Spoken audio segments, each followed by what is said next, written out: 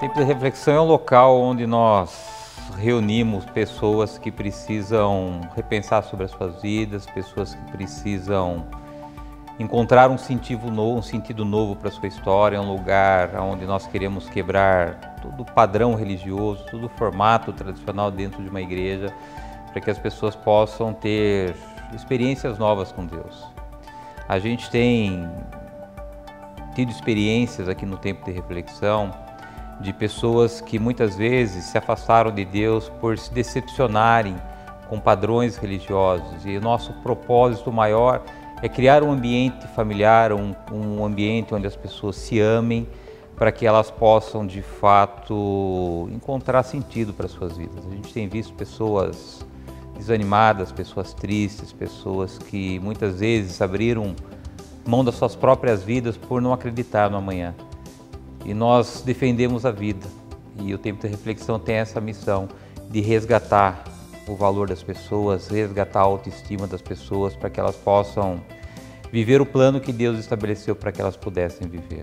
Muitas vezes a gente acaba, por decepções, por frustrações, a gente acaba se desviando dos caminhos do Senhor, e o Tempo de Reflexão ele tem esse desafio de apresentar para as pessoas um lugar diferenciado, um lugar sem o peso religioso, onde elas possam vir sem ser incomodadas, sem ter que cumprir protocolos, onde elas possam de fato sentir a presença de Deus.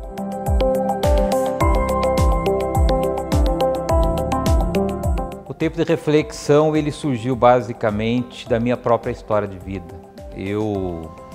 Quase que a minha vida toda eu corri atrás do sucesso. E quando eu consegui o sucesso, eu percebi que existia um vazio grande dentro de mim, que era a falta de Deus. Nunca ninguém me apresentou Deus. Me apresentaram um padrão religioso, um formato religioso, que quando eu senti esses vazios existenciais, eu fui perceber de que eu precisava encontrar sentido na minha vida, de que o sucesso de longe não podia preencher aquilo que era esses vazios dentro da minha própria história. Foi quando eu tive encontro com Jesus, não com uma religião, não com uma placa de igreja, não com uma denominação, mas eu tive um encontro pessoal com Jesus, quando me falaram do amor de Deus, me falaram da necessidade de eu poder viver uma experiência com Deus. Foi quando eu percebi de que somente Deus poderia resgatar essa minha necessidade de me completar interiormente. Foi quando eu consegui me desintoxicar de todo o padrão religioso. Foi quando eu entendi de que Deus é um Deus que está vivo, é um Deus que quer relacionamento, e aí eu comecei a mudar a minha história, mudar os meus valores. Foi quando eu percebi que Deus tinha um chamado para a minha vida, que era poder dividir com as pessoas aquilo que eu tinha recebido de Deus. Nós criamos o Tempo de Reflexão, e o nome já é diferente por causa disso, para quebrar esses paradigmas, esses paradoxos. É um tempo para a gente refletir sobre as nossas vidas, refletir sobre a nossa família, sobre os nossos valores, para que a gente possa viver uma vida plena, uma vida com felicidade. Então o Tempo de Reflexão ele nada mais é do que um retrato daquilo que eu vivi e um compromisso que eu tenho de poder, através da minha história de vida, ajudar as pessoas que passam por aquilo que eu já passei na minha história.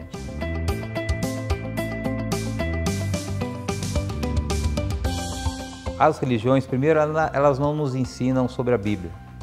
Eu me lembro que quando eu frequentava uma denominação, não se usava a Bíblia. E assim, eu ficava me perguntando como é que eu posso ir num lugar onde fala de Deus sem eu conhecer Deus, porque não há outra maneira de a gente conhecer Deus se não for através da sua palavra. A gente diz aqui no Tempo de Reflexão que a Bíblia é o coração de Deus, é a boca de Deus, e se eu não conheço o coração de Deus, eu dificilmente vou conhecer a essência de Deus. E eu fui fazer teologia porque isso me incomodava. Quando eu tive esse encontro com Jesus, eu me apaixonei de uma forma tão grandiosa pelo Evangelho do nosso Senhor Jesus Cristo, que eu tinha uma sede de buscar mais sobre Deus, me aprofundar mais sobre o conhecimento de Deus. E por 4 anos eu estudei teologia. E uma das revelações mais importantes que eu tive nesse curso de teologia é entender a nossa naturalidade, entender a nossa formação, de que Deus nos formou com um ser parecido como Ele, com um tricotômico. Deus é um Pai, Filho e Espírito Santo, e Ele nos formou com o espírito, com a alma e com o corpo. O espírito, porque Deus é um ser espiritual, eu só consigo me relacionar com Deus através do meu espírito. Eu não consigo ter um contato pessoal com Deus. É através da minha fé, através do meu espírito que eu consigo me conectar com Deus. E Deus também nos deu uma alma, porque Deus ele não nos criou como um robô. Ele nos deu um livre-arbítrio, e o nosso livre-arbítrio ele está alojado dentro da nossa alma, que é o poder de decisão. A nossa alma é aquela que talvez seja o nosso maior desafio na vida, porque a alma e o espírito, a Bíblia nos ensina que eles se confrontam. O espírito quer nos levar para próximo de Deus e a alma quer nos levar para próximo do mundo. E os maiores problemas que o ser humano enfrenta hoje estão na sua alma. São nas suas escolhas erradas, são nas suas feridas que são feitas durante a sua vida, são as decisões que muitas vezes confrontam as decisões de Deus. E também Deus nos deu um corpo, que é aquilo que a gente usa para se locomover na terra, que é o pó. A Bíblia diz que do pó nós viemos e do pó nós voltamos. E quando nós partimos desse mundo, o corpo fica e sobe, dependendo para onde nós vamos, o nosso espírito e a nossa alma, ou ela vai para o paraíso, como a Bíblia nos ensina, ou ela vai no mar de sofrimento eterno, como a Bíblia nos indica.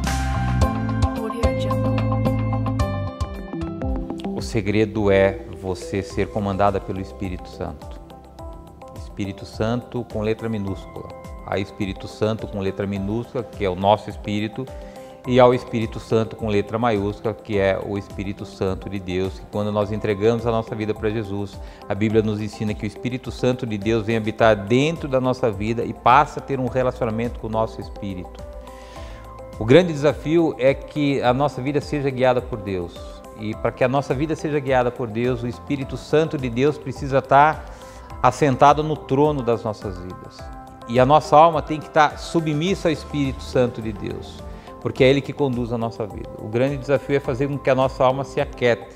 Por que a gente vive com medo, ansioso, preocupado? Porque a nossa alma quer resposta para tudo. A nossa alma ela quer entender as coisas que talvez a gente jamais vai conseguir entender. E aí a gente entra numa paranoia, porque a mente ela trabalha junto com a alma. E a alma quer dizer, olha, você está passando por um ano de crise, vai te faltar dinheiro, e o Espírito Santo está dizendo para você que Deus sustenta a tua vida, e o teu raciocínio não entende isso. E aí você entra dentro de uma guerra, dentro de uma confusão. Então o nosso espírito ele precisa comandar a nossa alma. Quando o nosso espírito ele comanda a nossa alma, a gente é guiado por Deus. E como é que a gente faz isso? Alimentando o nosso espírito. Quanto mais eu alimentar o meu espírito, mais ele vai controlar a minha alma. Quanto mais eu alimentar a minha alma, mais a alma vai controlar o meu espírito. É uma guerra, é uma luta. São dois leões que brigam dentro de nós. E aquele leão que você mais alimentar é o leão que vai sair vitorioso dessa guerra. E aí ou você é guiado por Deus, ou você é guiado pelas suas vontades, pelos seus desejos, que são produtos e frutos da nossa própria alma.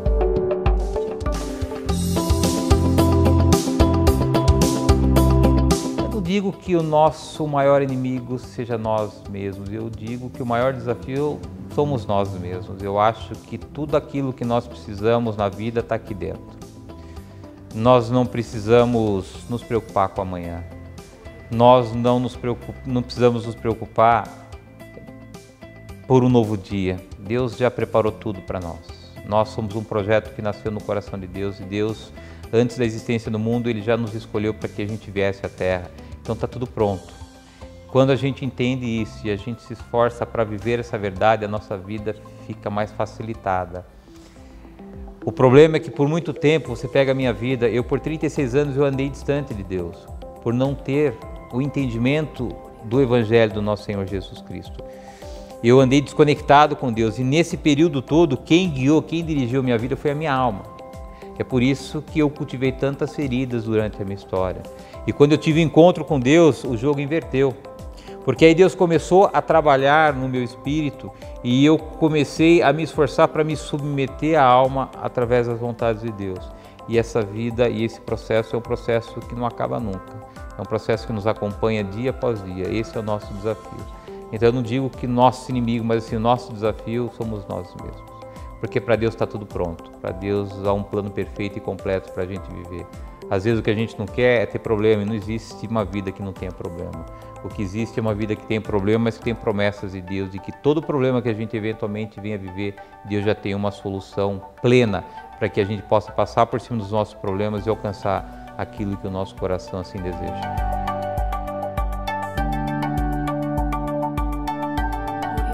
Às vezes as pessoas querem ter controle absolutamente de tudo em suas vidas. Nós somos seres humanos, nós somos pessoas limitadas, nós somos pessoas que temos as nossas emoções, temos as nossas inseguranças, temos os nossos medos. O que nós precisamos é ter um relacionamento com Deus. Quando essas emoções elas passam o limite mínimo do razoável, que acaba interferindo no centro da nossa vida, a gente precisa entender de que apesar das nossas emoções, há um Deus que é um Deus que cuida da nossa história, que cuida da nossa vida. Por isso a gente hoje tem visto tantos consultórios de psiquiatras, psicoterapeutas lotados, cuidando das nossas emoções, das nossas almas. É produto de uma sociedade moderna, um produto de pessoas que vivem distantes de Deus. Então, que a gente tenha sempre essa convicção de que Deus precisa controlar a nossa vida. Quando Ele controla a nossa vida, as nossas emoções ela não ocupam espaço além daquilo que ela deve para que a gente possa viver e viver uma vida de paz. Nós mesmo andando e caminhando com Deus, a gente sempre vai ter esses altos e baixos, né? Nossa luta é contra a nossa própria natureza. Nós queremos estar no centro das nossas vontades. Nós dificilmente conseguimos entronizar Deus definitivamente na nossa vida. E é por isso que a gente oscila tanto as nossas emoções, é por isso que a gente oscila tanto nas nossas vidas, em função, ora a gente tem Deus no nosso trono, ora nós estamos sentados no nosso trono, e toda vez que nós sentamos no nosso trono da vida, Deus sai do nosso trono e a gente começa a ter problema.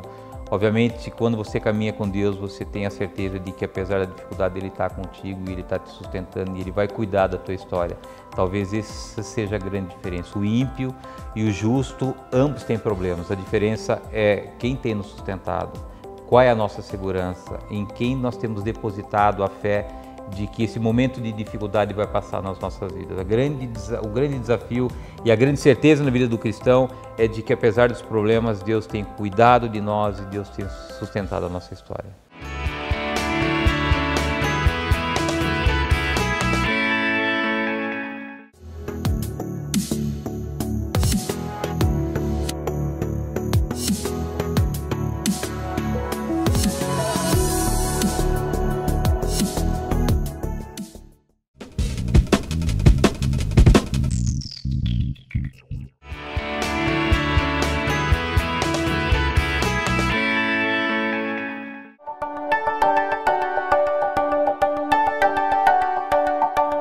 Eu tenho dito que o mundo vive uma epidemia de querer agradar todo mundo ao mesmo tempo.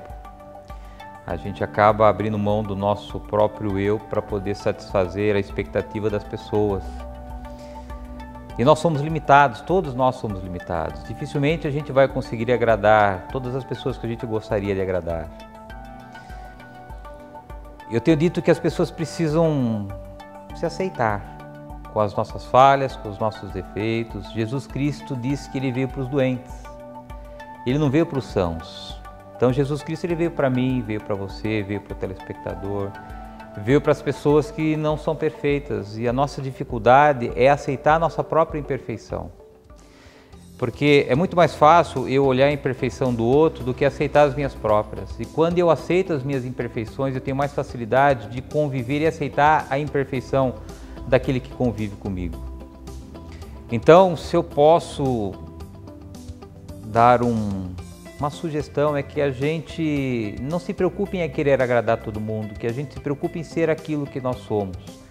Porque só as pessoas verdadeiras estarão do nosso lado. Porque quando a gente passa a abrir mão de quem nós somos para satisfazer a expectativa das outras pessoas, muito provavelmente essas pessoas que caminham conosco não caminham por causa de nós, mas por aquilo que a gente está representando para responder ou para trazer uma resposta para aquilo que essas pessoas precisam.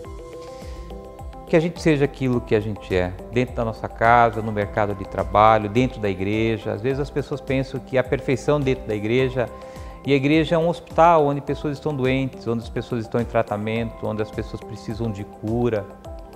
E o tempo de reflexão, ele caminha muito por esse caminho, de que nós sejamos sempre aquilo que nós somos, em processo contínuo de aperfeiçoamento, no processo contínuo de transformação, porque essa é a obra que o Espírito Santo de Deus faz em nossas vidas. Se você pegar a minha vida há 8 anos atrás, há 5 anos atrás, melhor dizendo, antes de Jesus e hoje, eu sou uma pessoa transformada, que ainda estou distante da perfeição, muito longe da perfeição, mas que eu sou uma pessoa muito melhor do que eu era antes.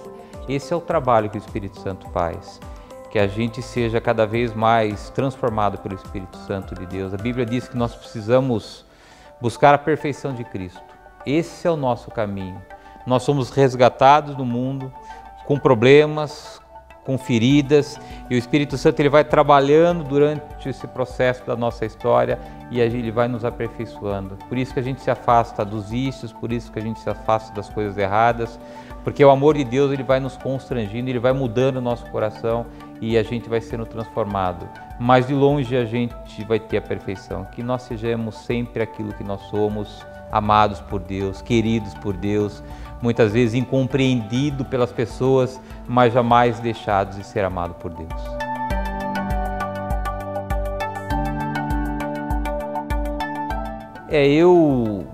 A gente carrega algumas âncoras nas nossas vidas do passado, e uma âncora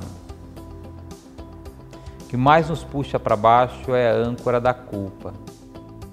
Ah, por que eu fiz aquilo? Por que eu não ouvi aquilo que me disseram? Por que eu não segui outro caminho? Sinto muito, querido. Eu errei muito na minha vida, eu entristeci pessoas que me amavam, mas eu preciso olhar para frente. Quando eu decidi virar a chave da minha vida, a primeira coisa que eu precisei fazer foi pedir perdão para minha mãe, para minha filha e pela minha esposa, pelas feridas que eu tinha causado no coração de cada uma delas. E disse para elas que se elas não me perdoassem, dificilmente eu conseguiria reconstruir a minha história. Ali foi um divisor de água na minha vida. Eu decidi abandonar o meu passado, as coisas erradas, as culpas que carregavam no meu coração para que eu pudesse construir o novo. E não dá para a gente construir o novo agarrado no velho. A gente tem sempre que olhar para frente. Eu continuo às vezes decepcionando a minha esposa, a minha filha, mas eu sempre caminho para frente e os erros têm diminuído a cada vez que eu me posiciono no sentido de permitir que Deus atue na minha vida e atue na minha história. E muitas pessoas não conseguem ter transformação de vida porque ficam amarradas no seu passado. Todos erramos, todos voltaremos a errar. O importante é não parar, é olhar para frente, é viver um dia de cada vez e saber que Deus tem trabalhado na nossa vida para a nossa perfeição. Quando nós olhamos para trás, a gente não consegue andar para frente, a gente continua preso a situações, a decepções, a abandonos que a gente sofreu nas nossas vidas, e isso faz que haja um retardamento na obra de Deus nas nossas vidas. Por isso que a gente sempre que caminhar olhando para frente, porque é lá na frente que tem as promessas e as bênçãos de Deus para as nossas vidas.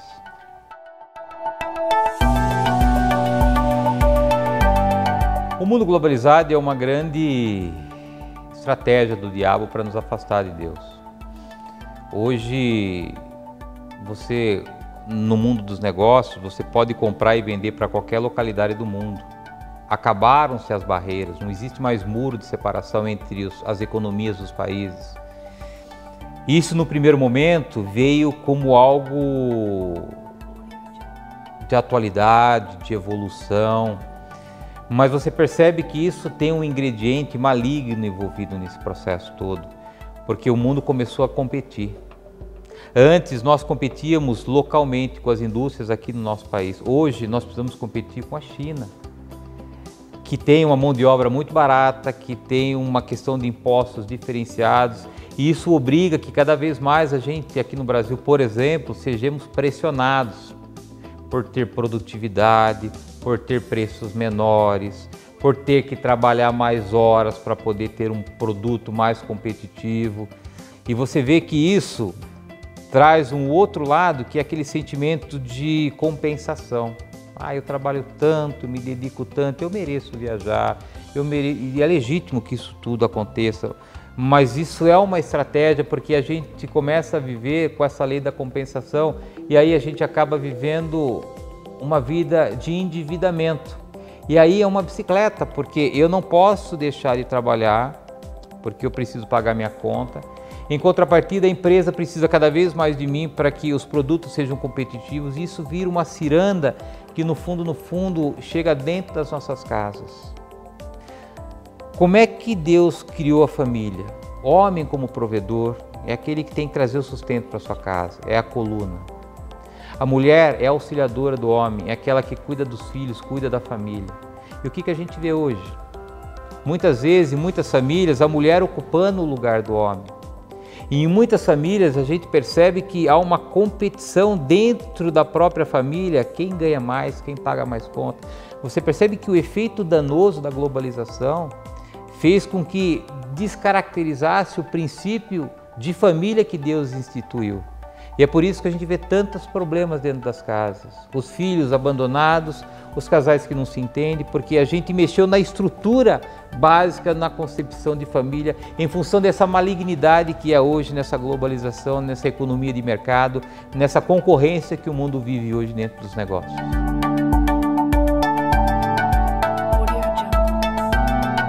A Bíblia, ou você acredita ou você não acredita. A Bíblia, ela é algo espiritual. Se você confiar na Bíblia, eu posso te garantir que a tua vida vai bem. Se você confiar na Bíblia, eu posso te garantir de que apesar das adversidades, você vai ter sucesso na tua vida.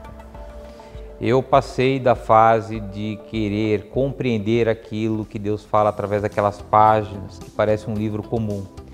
Eu decidi há muito tempo a viver aquilo na minha vida e aplicar aquilo na minha vida. E mais, aplicar aquilo tudo dentro do tempo de reflexão. E contra fatos não há argumentos. O tempo de reflexão tem resgatado vidas.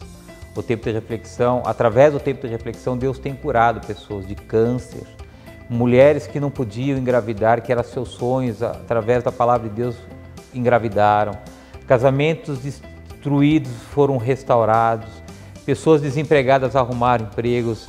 Então, contra fatos não há argumentos. Eu continuo defendendo a Bíblia como a única maneira de nós podermos manter a nossa vida num caminho de paz, apesar de tudo aquilo que está construído à nossa volta. E a Bíblia, para mim, é o coração de Deus. De Gênesis, Apocalipse, eu procuro aplicar integralmente a Bíblia na minha vida, na vida da minha família e aqui no tempo de reflexão.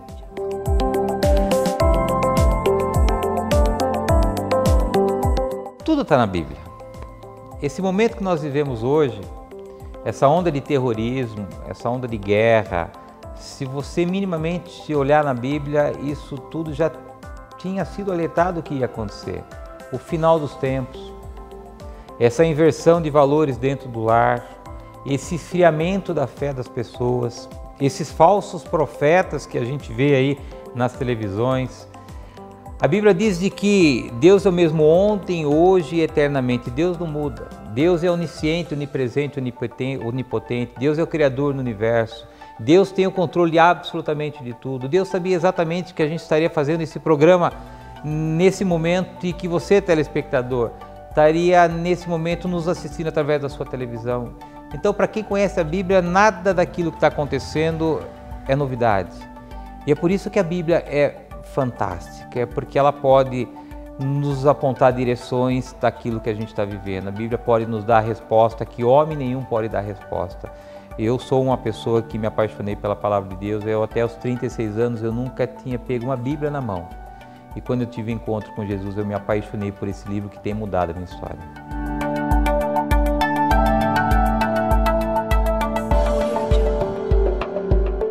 Andar com Deus é andar acima do natural.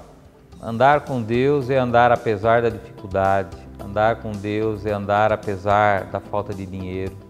Andar com Deus é andar apesar da incompreensão das pessoas. Andar com Deus é andar apesar das feridas que o mundo causa em nosso coração. Andar com Deus é estar acima disso tudo.